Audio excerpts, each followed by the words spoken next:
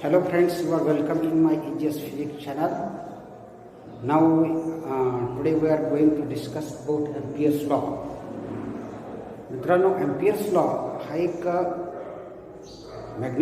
इलेक्ट्रोमॅग्नेटिझम मधला एक महत्त्वाचा लॉ आहे. आता हा जो लॉ आहे तो कशा पद्धतीने आहे ते आपण समजून घेणार आहोत. त्यासाठी एक आपण क्लोज्ड पाथ कन्सिडर करूया.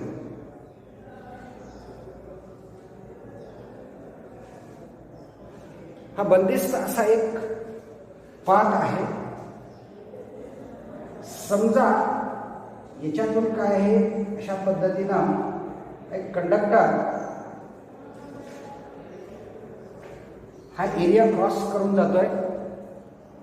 या क्लोज्ड पाथनं जो बंदिस्त केलेला क्लोज एरिया आहे तो एरिया पास करून जाणारा हा कंडक्टर आहे. आणि या कंडक्टरमधून समजा I1 एवढ्या अमाऊंटचा करंट फ्लो होत असेल तर त्या करंटमुळं याच्याभोवती एक प्रकारचं मॅग्नेटिक फील्ड निर्माण होतं, हे आपण शिकलेलो आहे. आता या क्लोज्ड पाथवरून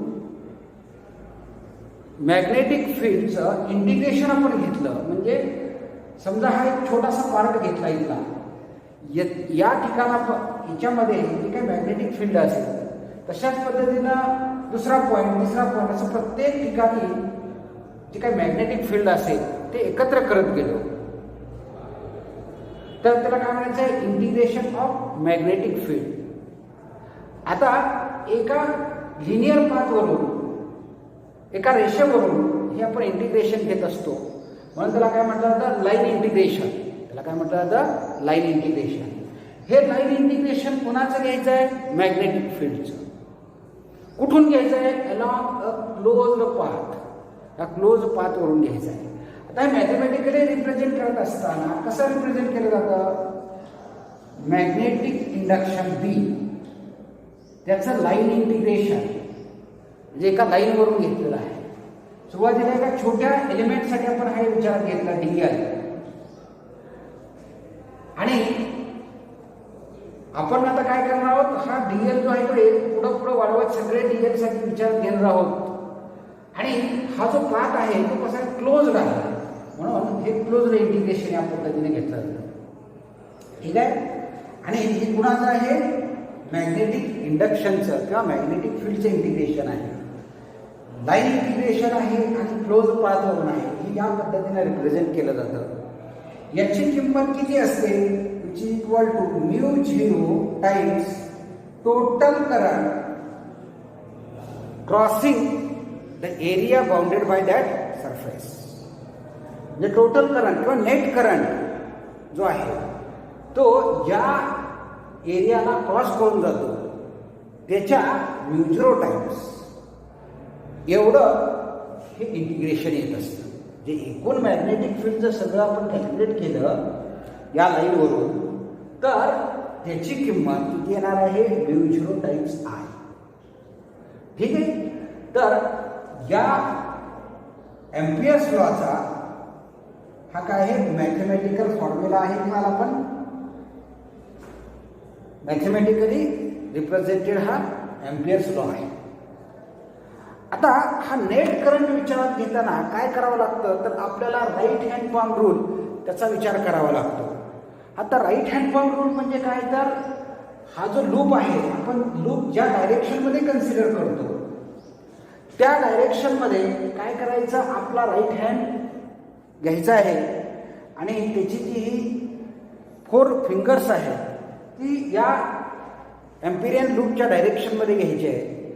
आणि आपला राईट हँडचा जो थंब आहे तो स्ट्रेच राहील अशा पद्धतीने तो कन्सिडर करायचा आहे. मग या थंबच्या डायरेक्शनमध्ये जे करंट आहे ते पॉझिटिव्ह घ्यायचे आणि या थंबच्या अपोजिट डायरेक्शनमध्ये जे करंट्स आहेत ते काय करायचे, निगेटिव्ह घ्यायचे आहे. मग अशा पद्धतीनं नेट करंट इथं काय करायचं आहे, कॅल्क्युलेट करायचं आहे. आता इथं उदाहरणादाखल तुम्हाला एकच हा करंट दाखवलेला होता. आता इथं अनेक करंट्स आहेत नंबर ऑफ करंट्स असतील. समजा याच्यामध्ये या डायरेक्शनमध्ये आणखी एक कंडक्टर आहे, इथे एक कंडक्टर आहे, याच्यातून फ्लो होणारा करंट आहे, याच्यातून फ्लो होणारा करंट आहे. समजा हा I1 आहे, हा I2 आहे, हा I3 आहे. त्याचबरोबर इथं हा एक कंडक्टर आहे, याच्यातून I4 एवढ्या अमाऊंटचा करंट फ्लो होतोय असं सपोज करूया. आता या पद्धतीने हे वेगवेगळे कंडक्टर्स आहेत. हे सगळे कंडक्टर याच्यामध्ये पहिला conductor, first, second, third, I1, I2, I3 current असणारे कंडक्टर हे या एरियाला क्रॉस करून जातात. तर I4 करंट असणारा जो कंडक्टर आहे तो हा जो बाउंडेड एरिया आहे त्याच्या बाहेरचा आहे. मग नेट करंट आपल्याला घेताना काय करावं लागेल, फक्त या 3 कंडक्टरचा विचार करावा लागेल. 3 करंट जे आहेत I1, I2, I3. ठीक आहे. आता हे जे लाईन इंटिग्रेशन आहे, line integration of magnetic field along a closed path which is equal to mu0 times net current. आता नेट करंट घेताना काय करायचं आहे, राईट हँड पाम रूल जो आहे त्याचा वापर करायचा आहे. जो एम्पिरियन रूल तुम्ही या डायरेक्शन मध्ये विचारात घेतलेला असेल त्या डायरेक्शन मध्ये आपला राईट हँड येईल आणि त्याची फिंगर्स येतील त्या डायरेक्शन मध्ये. स्ट्रेच थंब ज्या डायरेक्शन मध्ये आहे त्या डायरेक्शन मध्ये करंट पॉझिटिव्ह घ्यायचे. आता या ठिकाणी I1 आणि I3 हे कसे अपवर्ड डायरेक्शन मध्ये थंबच्या डायरेक्शन मध्ये असतील तर ते पॉझिटिव्ह घ्यायचे आणि डाऊनवर्ड डायरेक्शन मध्ये म्हणजे थंबच्या अपोजिट जो करंट येतो तो निगेटिव्ह घ्यायचा आहे. जे नेट करंट घेताना तुम्हाला काय करावं लागेल, I1 minus I2 plus I3 या पद्धतीने हा नेट करंट घ्यावा लागेल. आता यामध्ये I4 इन्क्लूड होणार नाही कारण हा जो बंदिस्त एरिया आहे या बंदिस्त एरियाच्या बाहेर हा I4 आहे. अशा पद्धतीनं तुम्हाला काय करावं लागेल, हे एम्पियर्स लॉ जो आहे तो इथं कन्सिडर करावा लागेल. आता या ठिकाणी B बार डॉट DL बार, B बार आणि DL बार यांच्यामधला हा डॉट प्रॉडक्ट आहे. हा डॉट प्रॉडक्ट आपण असा सुद्धा एक्सप्रेस करू शकतो, B DL cos theta. Dot product आपण काय करू शकतो तर या पद्धतीने सुद्धा रिप्रेझेंट करू शकतो. That is equal to mu0 times net current I1 minus I2 plus I3. या पद्धतीने तुम्ही हे दाखवू शकता. आणि स्टेटमेंटसाठी जर म्हणलं तर तुम्ही या पद्धतीनं हे रिप्रेझेंट करू शकता. हा जो लॉ आहे line integration of B bar over a closed path which is equal to mu0 times net current crossing the area bounded by that closed path. This law is called Ampere's law. ठीक आहे.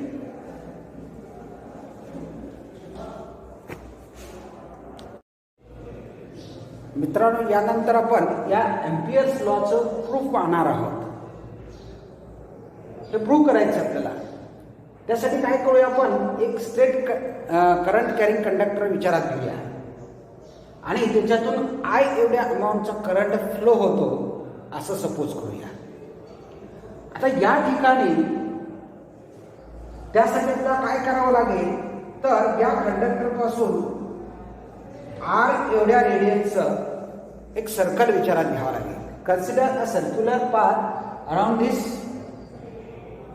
Straight conductor having radius R. आपण काय करूया, एक circle consider करूया की ज्याची radius काय आहे R आहे.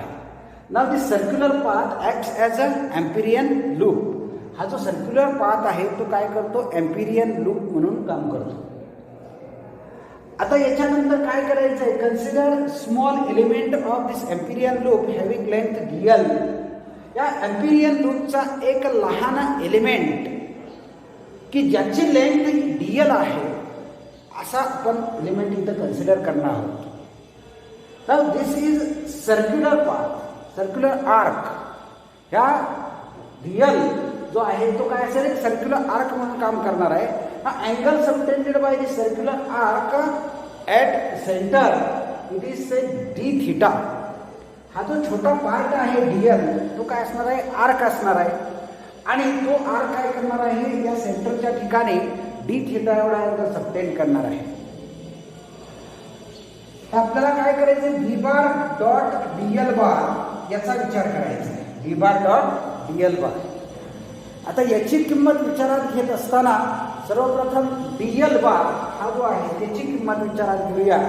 याची किंमत किती असणार आहे, that is equal to V into dl. V into dl. आता या ठिकाणी B into dl ची किंमत काय असेल, R into d theta एवढी असेल. R is equal to काय असतं, अँगल into रेडियस. कुठेतरी पाठीमागे तुम्हाला फॉर्म्युला लिहिला असेल. आता बी ची किंमत काय असते, बी म्हणजे काय आहे, magnetic field produced at a distance r from the straight conductor. या स्ट्रेट कंडक्टरमुळं आर एवढ्या अंतरावरती किती मॅग्नेटिक फील्ड निर्माण होतं त्याची किंमत आपल्याला माहिती असणं गरजेचं आहे. आणि ती किंमत किती असते, B is equal to mu 0 upon 2 pi into I upon R. एवढं मॅग्नेटिक फील्ड या स्ट्रेट कंडक्टर पासून आर एवढ्या अंतरावरती तयार होतं. म्हणजे डीएल या ठिकाणी जर आपण मॅग्नेटिक फील्ड किती आहे याचा विचार करायला गेलो तर त्याची किंमत एवढी असणार आहे. बरोबर आहे. ही किंमत आपण याच्यामध्ये सबस्टिट्यूट करूया. त्यानंतर B bar dot dl bar is equal to काय असणार आहे, mu 0 upon 2 pi into I upon r into r d theta. त्याच्यापैकी आर आर कॅन्सल होऊन जाईल. बरोबर आहे. म्हटल्यानंतर हे आपलं असं लिहिता येईल, mu 0 I upon 2 pi into D theta. आता एम्पियर्स लॉ जो आहे तो काय सांगतो, हा जो बी बार डॉट डीएल बार आहे याचं इंटिग्रेशन. बरोबर आहे. म्हणजेच line integration of B bar dot dl bar along closed path is equal to, आता याला लिमिट असणार आहे. हा जो डी थिटा आहे त्याला काय लिमिट आहे. हा डी थिटा शून्यापासून वाढत जाऊन पुन्हा कुठपर्यंत येणार आहे, 2 पाय म्हणजे 360 अंशापर्यंत. रेडियन मध्ये 2 पाय असं घेणार. म्हटल्यानंतर हे आपण असं सुद्धा लिहू शकतो, इंटिग्रेशन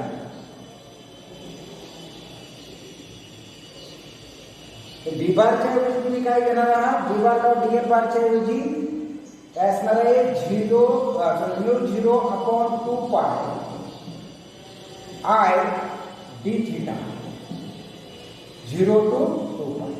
त्याच्यामध्ये म्यू 0 2 पाय आणि आय हे कॉन्स्टंट आहे.